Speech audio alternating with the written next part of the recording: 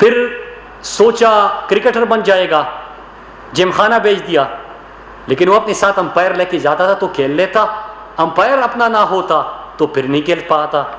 लिहाजा एक्टिंग में भी नाकाम, उसके साथ साथ क्रिकेटर बनने में भी नाकाम, और फिर उसके बाद जनरल ज़ियाउल हक, जनरल जिलानी, आपको पूरी कहानी पता है कि किस तरह उनकी कोख से इसकी सियासत ने जन्म लिया। अगर आप स्क्रीन पे दिखाएं नवाज शरीफ और जनरल ज़ियाउल हक की, ये जिस अदब से नवाज शरीफ खड़े हैं, लेकिन सिर्फ ये नहीं हुआ, ये तो माजी की बात है। IJI बनती है, किस तरह इनको मेन स्ट्रीम पॉलिटिक्स में लेके आते हैं, और फिर उसके बाद मैं 1 महीने पहले का एक क्लिप आपको दिखाऊंगा कि आज भी इनके छोटे मियाँ को इसकी पड़ी है, सेलेक्टर ढूंढ रहा है, शॉर्टकट ढूंढ रहा है, चोर दरवाजा ढूंढ रहा है। जरा वो मंजर भी दिखाइए कि क्या कहा शहबाज शरीफ ने और शहबाज शरीफ के हवाले से क्या बात हुई।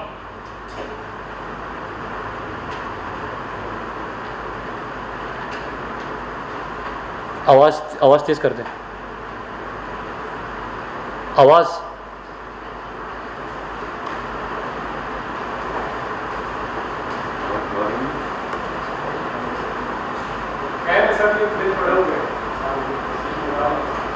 जी, मैं कौम को दिखाना चाहता था, सुनाना चाहता था कि ये पूरा कौम देख लेती कि आपने देखा कि किस तरह पर्ची पे इनके सियासत का अपना आगाज हुआ, किस तरह कौन किसको डैडी कह के अपनी सियासत का आगाज करते, पहले काबीना में आते और फिर उसके बाद दूसरी तरफ। अगर आप बैठ जाइए प्लीज।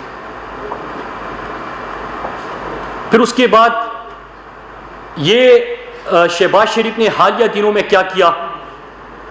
फिर उसके बाद दूसरा, मैं आपके जो बातें हुई उसकी तरफ आऊंगा। फॉरेन पॉलिसी के ऊपर बड़ी बात हुई, लेकिन अगर आवाज नहीं चल रही तो फिर कोई फायदा नहीं है।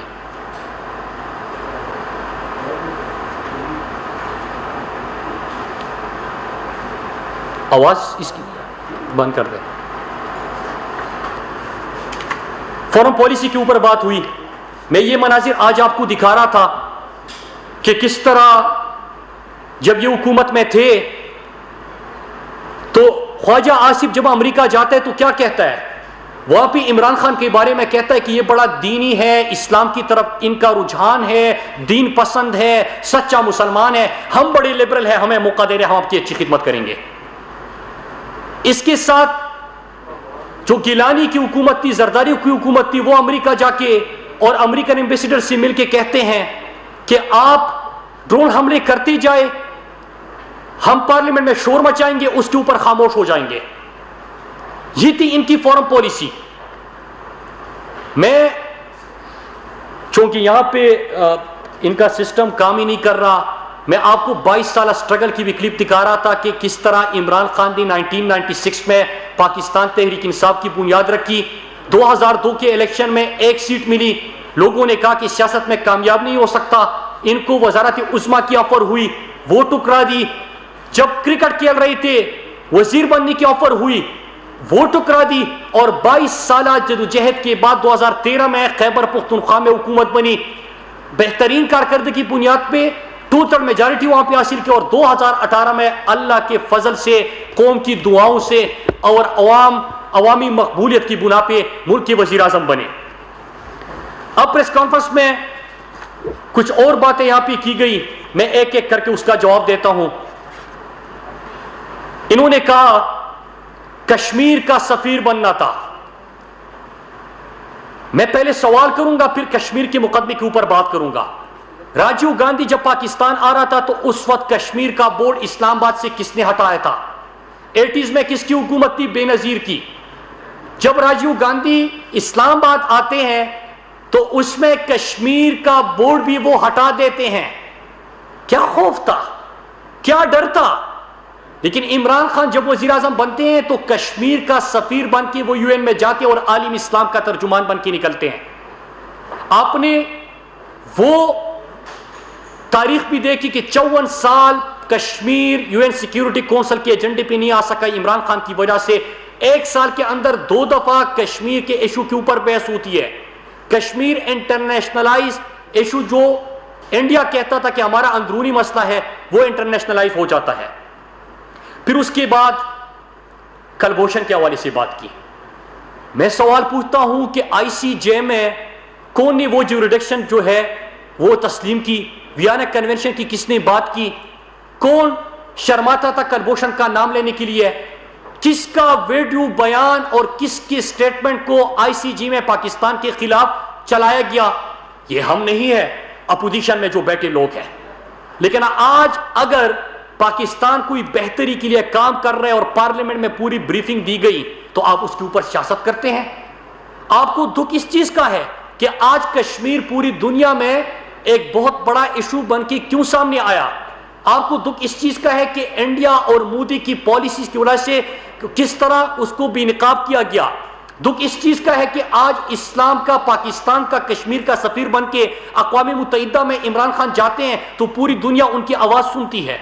इसके ऊपर कोई बात नहीं, अपनी ही करतूतों के हवाले से बात कर रहे हैं। आईसीजे में बयान आपका पाकिस्तान के खिलाफ चलाया जाता है, आप ही वहां पे जाते हो। कश्मीर का बोर्ड राजीव गांधी के दौरे के मौका पे आप हटा देते हो। फिर उसके बाद इन्होंने एक और बात की, प्राइम मिनिस्टर इमरान खान, और मैं आता हूं कि उन्होंने जो पीटीआई का मंशूर पढ़ के सुनाया, मैं उसके ऊपर भी आता हूं। इन्होंने कहा कि इमरान खान ने कहा था कि मैं वजीर आजम हाउस में नहीं रहूंगा, आपने भी सुना होगा। इन्होंने कहा कि, तो इसका मैं ये जवाब दे दूं कि इमरान खान वजीर आजम हाउस में नहीं रह रहे, बल्कि आज अल्लाह का लाख लाख शुक्र है कि 2 साल बाद जिस पाकिस्तान की हम बात कर रहे हैं वहां पे, छोड़ दीजिए भाई, आज जिस पाकिस्तान की हम बात कर रहे हैं वहां पे, आप प्लीज छोड़ दें, प्लीज छोड़ दीजिए, नहीं चल रहा तो छोड़ दे उसको, मैं बात कर रहा हूं। तो कैंप, कोई कैंप ऑफिस इमरान खान का नहीं है। मैं इनसे पूछता हूं कि जरदारी के अखराजात जरा मैं आपके सामने रखता हूं, कंपैरिजन करता हूं, फिर मुकदमे के ऊपर आता हूं। इन्होंने कहा कि इमरान खान ने कहा तो वज़ीर आज़म हाउस में नहीं रहूंगा, नहीं रह रहे। इमरान खान का कोई कैंप ऑफिस नहीं है। इमरान खान के घर की तरफ सड़क और जो फेंसिंग वहां पर हुई वो अपने पैसे से हुई। कोई किसी दौरे पे इमरान खान अपने साथ अपने रिश्तेदारों को नहीं लेके गए। कोई भी दौरा इमरान खान का 2 साल के अंदर प्राइवेट दौरा नहीं है। लेकिन जो दौरे हुए उसका कंपैरिजन और जो इनके थे कि जरदारी ने 5 साल के अंदर बैरूनी मुल्क दौरों पे कितना पाकिस्तान का खर्च किया अवाम के टैक्स का पैसे का, 316 करोड़ 41 लाख 18,287, 316 करोड़ 41 लाख 18,287। लेकिन सिर्फ ये नहीं, क्या फरजंदी जरदारी जवाब देगा कि इनके लिए जो सिक्योरिटी के नाम पे लोग खड़े होते थे 2015 में 656 सिर्फ इनके साथ सिक्योरिटी प्रोटोकॉल में होते थे और घर की सिक्योरिटी के लिए 1722 बंदे होते थे। इस तरह 2016-17 में 820 इनकी सिक्योरिटी के लिए बंदे होते थे और घर की सिक्योरिटी के लिए 2050। हालांकि ये वो दौर है जब ये हुकूमत में नहीं थे, तब भी पाकिस्तानी कौम का पैसा इनके ऊपर इस तरह खर्च हो रहा था। फिर 2 यूएन की विजिट की बड़ी बात होती है। इमरान खान ने यूएन का विजिट 1,62,000 डॉलर पे किया। शाहिद खान अब्बासी वो दौरा 7,05,000 डॉलर पे करता है। नवाज शरीफ 11,13,000 डॉलर लगाते हैं उस दौरे के ऊपर। इमरान खान, आसिफ अली जरदारी 13,09,000 डॉलर इस दौरे के ऊपर लगाते हैं, जो इमरान खान 1,62,000 डॉलर में करते हैं। लेकिन ये जाते हैं पर्ची थाम के, डू मोर का इनसे मुतालबा होता है और फिर ये वहां पे कहते हैं कि आप ड्रोन हमले करते जाएंगे, हम पार्लियामेंट में शोर मचाएंगे और फिर खामोश हो जाएंगे। फिर इन्होंने बात की कश्मीर का यूएन जीए में इस मर्तबा जो प्राइम मिनिस्टर इमरान खान ने कश्मीर का मुकदमा लड़ा, उससे पूरी पाकिस्तानी कौम फख्र महसूस करती है। जिस अंदाज से उन्होंने इंडिया और मोदी को भी निकाब किया, उस पर पूरी पाकिस्तानी कौम फख्र महसूस करती है। लेकिन जब आप कलभूषण की बात करें तो याद रखिएगा कि ICJ में आप लेके गए, फिर उसके बाद कलभूषण का नाम लेने पे आप कतराते थे। रेमंड डेविस को आपकी दौर हुकूमत में जब पाकिस्तानियों को शहीद किया गया, आपकी दौर हुकूमत में छोड़ दिया गया। कश्मीर का बोर्ड राजीव गांधी के दौरे के मौका पर आपने हटा दिया। अब आते हैं दूसरे इश्यूज के ऊपर। कहा गया कि चीनी के ऊपर NRO, आटे के ऊपर NRO, चीनी की जो JIT बनती है, रिपोर्ट आती है, और इससे पहले फेक अकाउंट्स की JIT थी, उसमें इनके अब्बू का जिक्र है। इमरान खान का कोई शुगर मिल नहीं है। उसमें जिक्र है कि किस तरह इनको सब्सिडी मिली है और कराची का और सिंध के लोगों का खून चूसा गया और पैसे इनके शुगर मिलों को मिले गए। NRO इस पे नहीं मिलेगा। JIT रिपोर्ट आई, फॉरेंसिक हुआ, जजा सजा का अमल शुरू हुआ, और इसमें आप जितना भी शोर मचाए आपको कोई भी माफी नहीं मिलेगी। गंदुम गायब, वहां पे गोदामों से गंदुम गायब, गंदुम की चूरिया, गंदुम के मामले पे नेब की रिकवरिया, गंदुम के मामले पे नेब की तहकीकात, सिंध से ये आवाजें आ रही है। शोर मचाओगे फिर भी NRO नहीं मिलेगा। फिर उसके बाद जिक्र करते हैं करप्शन का। अब सुनिए, फरजंद जरदारी करप्शन के हवाले से बात कर रहा था, आसिफ अली जरदारी की जुमात करप्शन की बात कर रही है। हमें याद है 2018 से 13 तक हर रोज रात को एक प्रोग्राम चलता था और एक सुर्खी लगती थी, अजब करप्शन की गजब कहानी। इनकी दौरे हुकूमत में हर दिन करप्शन का नया स्कैंडल। इन्होंने तो हज और उम्र को भी नहीं बख्शा था। फिर उसके बाद आप ये भी देखिए कि फेक अकाउंट्स, पाकिस्तानी कौम की सिंध की तरक्की का पैसा, सेहत का, तालीम का, पानी का, बड़े बड़े मंसूबों का, सड़कों का, ये तमाम पैसा इन्होंने काया फेक अकाउंट्स में डाला और अपने लिए इस्तेमाल किया। सिंध की तरक्की का पैसा, JITs बनी, फेक अकाउंट्स JIT हो, TTs JIT हो, इनके नाम भरे हुए हैं। ऑडिटर जनरल की रिपोर्ट अगर आती है हमारे दौर में पहले साल की, तो 98% इर्रेगुलरिटीज में कमी होती है। ये इमरान खान की हुकूमत है, ये इमरान खान की कारकर्दगी है। फिर इन्होंने पाकिस्तान तहरीक इंसाफ की मंशूर की बात की, बड़ा अच्छा होता। 3 नस्लों से सिंध के अंदर जिसकी हुकूमत सिंध के ऊपर काबिज है, सिंध को अपना जागीर समझते हैं, कि कोई अपनी प्रोग्रेस रिपोर्ट सामने लेके आते, कोई यहाँ पे कौम को बताते कि हमने पिछले 3-4 दिहाइयों में सिंध के साथ क्या किया।